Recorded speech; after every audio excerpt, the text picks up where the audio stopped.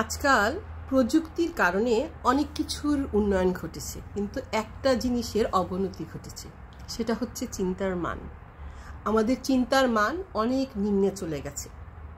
আমরা এখন নিজেরা কোনো কিছু চিন্তা করতে চাই না, কোনো কিছু ভাবতে চাই না, সব গুগল মামাকে জিজ্ঞেস করি, সব ইউটিউবে সার্চ দিই। আগে যেমন আমরা একটা কিছু জানতে চাইলে বা কোনো একটা বিষয়ে লেখালেখি করতে চাইলে লাইব্রেরিতে যেতাম, 10টা বই খোঁজাখুঁজির পরে একটা সেই জার্নাল খুঁজে পাওয়া যেত।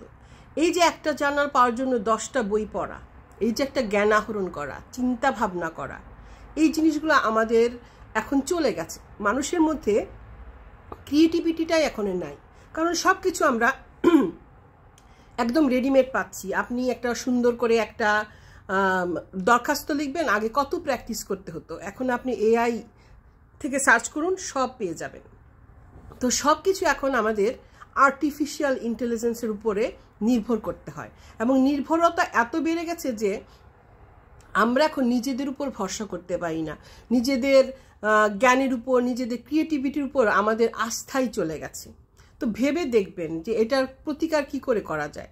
আবার কি আমরা সেই সক্রিয়তা ফিরে আনতে পারবো, সেই আমাদের চিন্তা ভাবনাগুলোকে উন্নত করতে পারবো, নিজেদেরকে আরো উন্নত করতে পারবো? ভেবে দেখবেন। আল্লাহ হাফেজ সবাইকে।